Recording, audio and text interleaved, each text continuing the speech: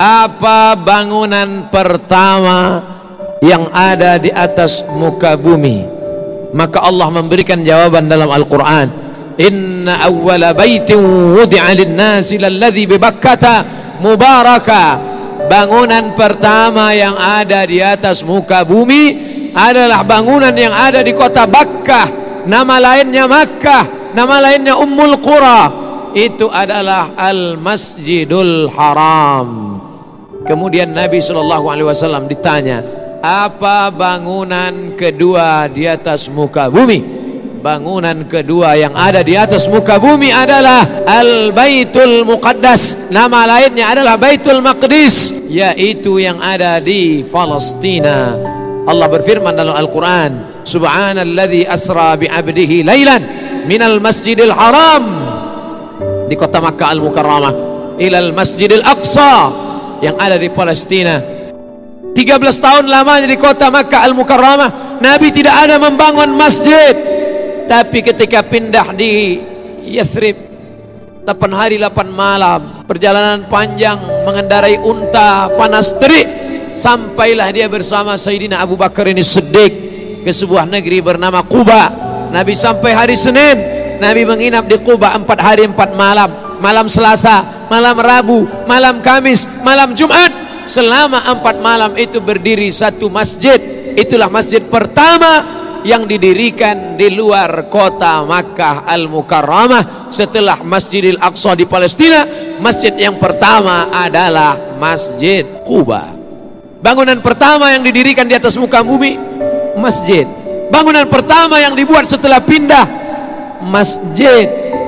Dan bangunan pertama yang mendatangkan barakah adalah masjid. Oleh sebab itu kalau kantor ingin berkah, komplek perkantoran, hendaklah yang pertama dibangun masjid. Oleh sebab itu sultan-sultan Melayu ketika mereka mulai menambatkan perahunya di sebuah pantai, yang pertama mereka dirikan adalah masjid. Hari ini kita melihat sejarah-sejarah, mana istana hancur, dipukul ombak, dihempas gelombang, dimakan rayap, lekang karena panas, lapuk karena hujan, tapi masjid masih tetap tegak berdiri. Ini pelajaran penting. Manusia akan mati, dimakan cacing tanah, tapi yang kekal abadi adalah masjid. Menunjukkan orang Islam mesti kaya raya, karena yang bisa membangun masjid hanya orang kaya, yang kaya dengan hartanya. Man bana masjidan, siapa yang membangun masjid, banallah mislahu baitan fil jannah, maka Allah sudah membangunkan untuknya satu tempat dalam surga. Man bana masjidan, siapa yang membangun masjid dengan hartanya, titik pilu keringatnya, banallah mislahu baitan fil jannah, dibangunkan untuknya satu tempat dalam surga. Tapi Allah adil. Bagaimana dengan orang miskin yang tak bisa membangun masjid? Man shalla itsnatai asyrata rakaah, siapa yang salat sunat 12 rakaat fil yaumi wal lailah, sehari semalam, siang 12 jam, malam 12 jam, dia laksanakan salat 12 rakaat, 2 rakaat sebelum subuh, 4 rakaat sebelum zuhur, 2 rakaat setelah zuhur, 2 rakaat setelah maghrib, 2 rakaat setelah isya, 12 rakaat salat rawatib qabliyah ba'diyah muakkad setelah salat fardu, sebelum salat fardu. Banallah mithlahu baitan fil jannah, Allah juga membangunkan untuknya satu tempat dalam surga. Manusia mati, meninggalkan dunia, rumah yang besar diwarisi oleh anak-anak, diambil oleh istri, mungkin dia akan menikah dengan laki-laki yang lain. Berapa banyak orang membangun rumah tapi dia tak pernah menempati rumah itu.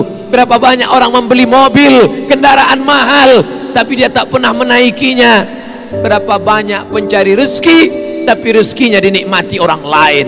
Perlu dipikirkan sejenak. At-tafakkur sa'ah, berpikir sesaat, khairum min qiyami lailah, lebih baik daripada beribadah sepanjang malam. Orang beriman berpikir sesaat. Yang hari ini beribadah, banyak ibadahnya, khusyuk dia, tapi setelah mati akan putus. Idza matal insan, dalam Sahih Muslim, idza matal insan, kalau manusia mati, inqata'a, putus amalnya.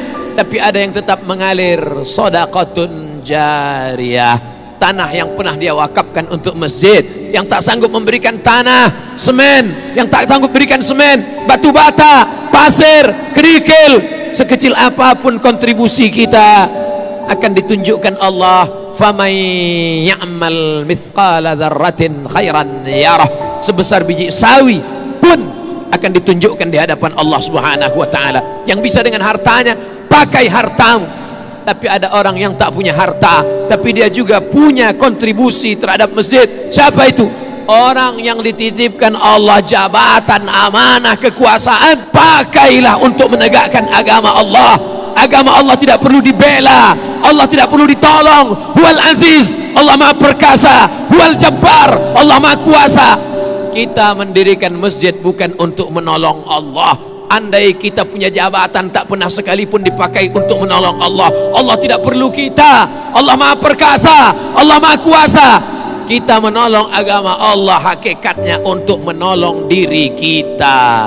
Intan surullah, kalau kau tolong agama Allah, yansurkum, Allah akan menolong kamu. Pada saat kaki tidak dapat tegak berdiri, tak ada yang bisa menolong. Yauma yafirrul mar'u min akhihi, orang akan lari dari saudara kandungnya. Wa ummihi wa abi, lari dari ibunya, lari dari ayahnya. Wa sahibatihi wa bani, lari dari istrinya, lari dari suaminya. Anak-anak tak bisa menolong. Likulli imri'in minhum yauma idzin sya'nun yughnih, maka pada saat itu yang bisa menolong hanya amal, amal, amal. Salah satu amal yang kekal abadi adalah membangun masjid. Hari ini ibu-ibu yang datang sholat Jumat, sampaikan kepada anak-anakmu pulang dari sholat Jumat ini, katakan, nak, kau mesti kaya. Anakku, kau mesti punya banyak uang dengan cara yang halal.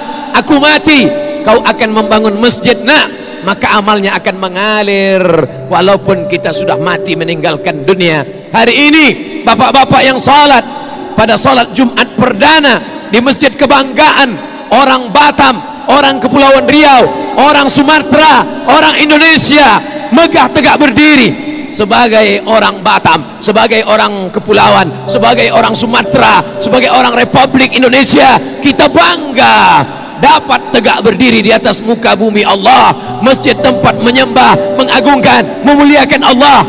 Tapi jangan bangga sesaat kalau sampai satu waktu saja kosong masjid, tidak ada solat berjamaah. Zuhur, asar, masa genting, siang, maghrib banyak orang datang, subuh tak ada yang datang. Istahwadat alaihimus syayatin, satu kampung, satu negeri sudah dikuasai oleh syaitan. Oleh sebab itu, maka ini solat kita laksanakan menurut tuntunan Quran dan Sunnah Rasulullah sallallahu alaihi wasallam.